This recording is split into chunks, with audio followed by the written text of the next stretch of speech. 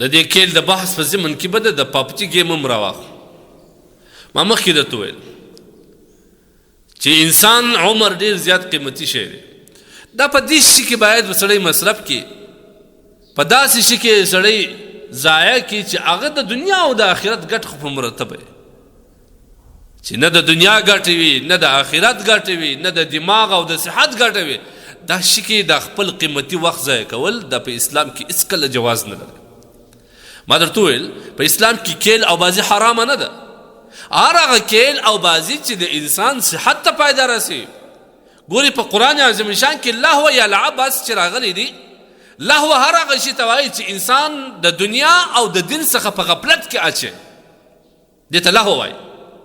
لعب هر هغه فالتو کیل ته وایي چې د انسان نه د دنیا او نه د آخرت ګټه وي او نه د صحت ګټه وي. په دې کې دا ته لعب.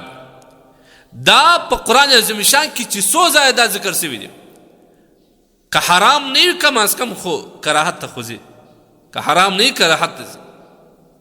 اوس خبره په دې ځای کې ده چې دا پابجي ګیم خلک کوي. ما مخکې روایت درته وویل چې نبي علیه الصلوة والسلام فرمایي ټول شی په لهو کې دي او باطل دي، درې شان نه دي. یو دا تیراندازي کول، که په توپک باندې وي او که په غشي باندې، یا آس ځغلول، هغوی ته تعلیم ورکول، ټرینول د ځغستا دپاره، یا د خپلې کوربلا سره. د دې نه واخواته په اسلام کې جواز نه دی. خو بیا نور علماو محققینو د دې تحقیق داسې کړی دی، د دغه حدیث څخه په ضمن کې دا رسېدلی دی چې هر هغه شی چې صحت ته فایده رسوي یا د دنیا او د آخرت ګټه پرې، هغه کیل په اسلام کې هم نه دی ناجایز، حرام نه دی. فوټبال د ځغاسته کول، بزکشي دی یا بل دی یا کرکټ دی، انسان صحت فایده پر مرتبه ده. خو هر هغه شی چې د انسان نه د دنیا ګټه وي نه د آخرت ګټه وي نه د انسان صحت پر مرتب وي، دا په اسلام کې جایز نه دي. اوس پابجي ګیم راواخله. اوله خبره به زه دا وکړم، پابجي ګیم خو د صحت دپاره فایده نه ده. چې د دنیا ټول قوانین او ډاکټر او ساینس او ټکنالوژي وغواړې، دا به تا ته نه کې ثابته چې دغه پابجي ګیم دا د صحت دپاره فایده مند دی، هېڅ کله نه ده فایده مند. یو نو په لهوه کې دا عیق داخل سي.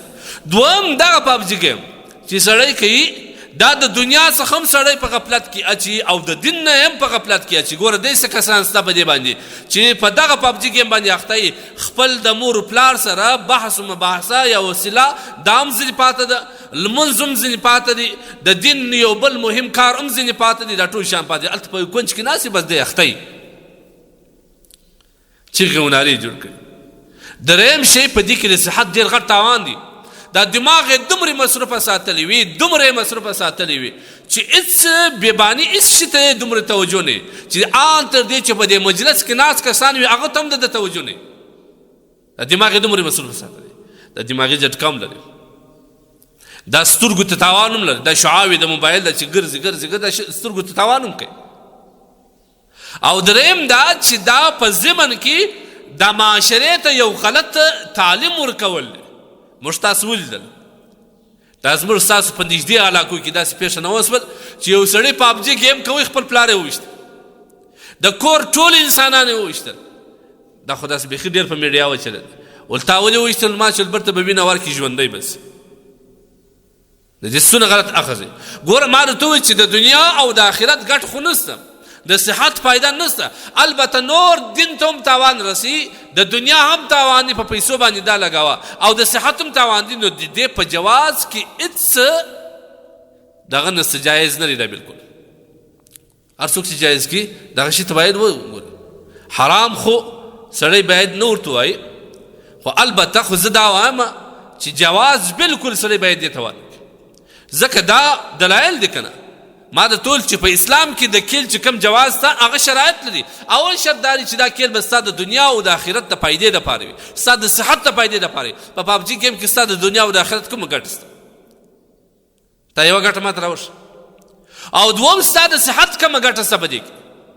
ستا کم صحت پر دې باندې مرتبه دی؟ آیا دماغ دې به وضع کېږي؟ نه، دا خو دماغ نور مصرفه کړي، دماغ دومره مشغوله ساتي چې آن تر دې چې په کوم مجلس کې ناست د هغه مجلس خلک نه پېژني. یو چا سلام ویلی دی راغلی دی په خبر نه نه چې چېرې ناست او په کوم ځای کې ناست. ګورې دا شی موږ باید زده کړو. یو شي ته انسانان مخه کې که د هغه پر خلاف باندې یو چا جواز یا عدم جواز ویلي به دې ټول مخ ته ورداړي.